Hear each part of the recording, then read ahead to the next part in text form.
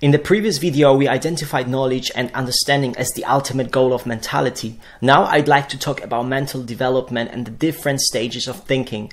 This might also be the most important video I've done so far, so you'd better get ready to follow this through.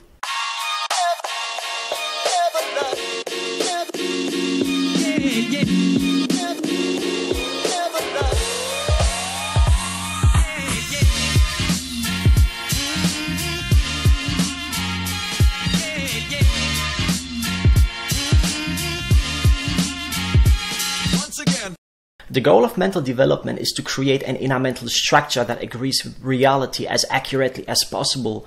All events, people, objects, and processes impressed upon the mind are interlinked with each other. These associations build an interconnected network of thoughts that explain reality and make it possible to understand the world. The less developed a mental structure of a person is, the less connections there are between thoughts, and the more isolated thoughts stand apart from each other. The mind regards thoughts as absolute and on their own, with no correlations to other aspects of reality and therefore with no context. The result is the common black and white thinking, a situation in which the mind fails to recognize an exhaustive number of facts and confuses parts of reality with the whole picture. This goes the other way around too. The more connections there are between thoughts in a mental structure, the more aspects of reality are perceived in the right context, the clearer the process of thinking becomes. The mind considers as many factors as possible. It relativizes concepts and expresses them in gradations to account for the complex reality. We can categorize thinking into a few developmental stages. Let's go through them one by one. Level 1 is simple thinking based on daily experience.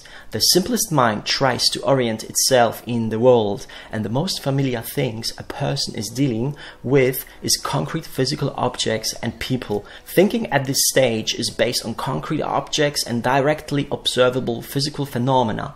The mind draws simple conclusions from its daily experiences. In a simple mind, the connections between thoughts are loose. Thoughts are considered absolute because the mind fails to recognize a number of many other factors.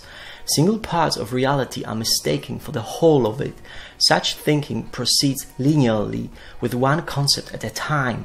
The insights are not interconnected, and any extensive understanding of complex interrelations is not possible. The thoughts revolve around very mundane mental representations of physical objects, people, and daily events. Level 2 is thinking in development that is emotionally attached. As the mental development progresses, thinking becomes more abstract, more detached from concrete objects and concrete phenomena. Concepts are grouped together to create ever more larger and complex concepts. That's the process of abstraction.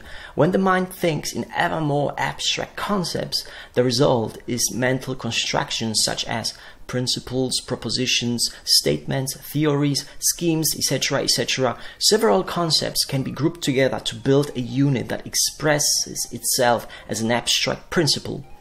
The mind builds its own mental system of thought that is supposed to explain reality. At this stage, a person can establish a religious, scientific, or philosophical system as a personal worldview. The reason why people get stuck in their own patterns of thinking and are not able to change easily despite new facts shaking their preserved dogmas has to do with emotionality. Emotionality is an ability that develops in animals before mentality in humans is developed. Emotions are ancient animal heritage, and precise rational thinking is quite a young human phenomenon. The first indication of a developing mind is the emergence of feelings. Feelings are a mix of thoughts and emotions in which emotions preponderate. Emotionality is strong in feelings. It is the task of human development to set mentality free from emotional influence so that reason becomes independent in its own processes. As long as mentality is undeveloped and weak, emotionality remains the determining factor in thinking.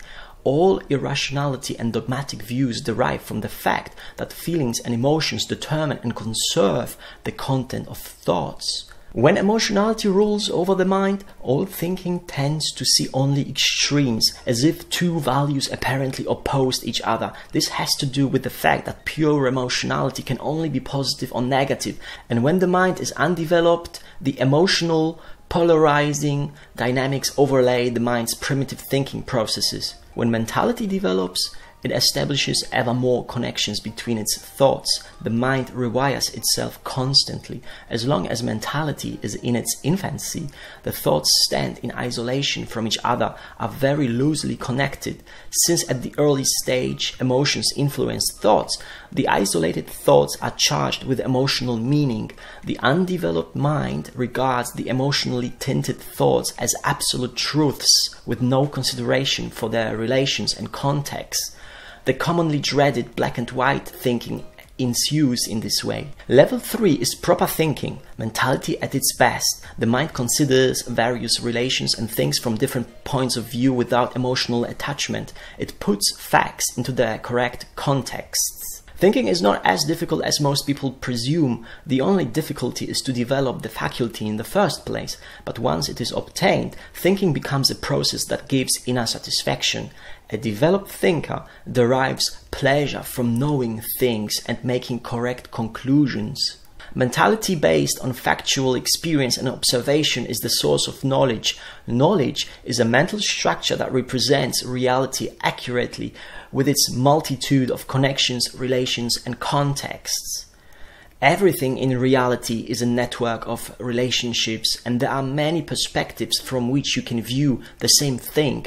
While a primitive and undeveloped mind sees things in an isolated and absolute way, an advanced mind considers every concept as interconnected with many others in their relative position to each other. The advanced mind recognizes that it is not a matter of black and white thinking, but that there are countless ways of describing one and the same thing, because there are many relations and factors in reality. Two values might appear as paradoxes at the stage of the primitive mind, but from the perspective of a developed mentality, those paradoxes dissolve because more factors are taken into account, which eventually explain the paradox from a completely different and higher point of view. As the mentality advances, emotionality slowly loses its control over the mind. Thinking becomes clearer and stronger and develops under its own dynamics. Emotionality becomes unnecessary for thinking. The emotional impulses and physical interests still exist, but now intellectual interests are added. Emotionality loses its privilege in favor of reason. The thinking preponderates and the passions and emotions are more and more pushed into the background. The result is a rational personality. Under the influence of growing mentality and decreasing emotionality, the concept of pleasure changes. The mind is no more a slave to chaotic emotional impulses, urges, and irrational views, but it derives pleasure from seeking knowledge. Mentality thinks about reality as it is, without emotional attachments. Emotional and mental fictions are no longer stimulating. The recognition of reality and facts become the driving force for thinking. The emotion and temper can be controlled more or less by the mind, which recognizes that emotional preferences have no place in the area of objective knowledge and rational thinking. The advanced mind understands that no single system of thought can claim to know all of reality. Instead, it tries to survey various systems of thought in search of truth in all of them. The mind becomes capable of synthesizing thoughts and extracting the essential information from them without caring about rigid formulations, labels, catchphrases, or even the exact words. The advanced mind becomes interested in the actual reality behind the words and not in the particular changeable vocabulary. Alright, that was a lot of stuff today, I admit it, but respect if you made it till the end of this video. If you feel like you didn't get it all, feel free to replay it over and over again until you do get it. But to help, here's the summary. Today we explore the different stages of mental development, starting with a simple mind which deals with daily experiences. The mind in development thinks more abstract thoughts and tries to create a system of thought to explain the world, while still under the influence of emotional wishful thinking. Finally, the advanced mind becomes independent of emotions and is capable of putting thoughts into their right context in the mental structure, considering issues from many different perspectives. In the next video, I'd like to explore what it means to act right when guided by mental motives. Again, respect if you made it till here. Remember to subscribe and stay tuned. Once again.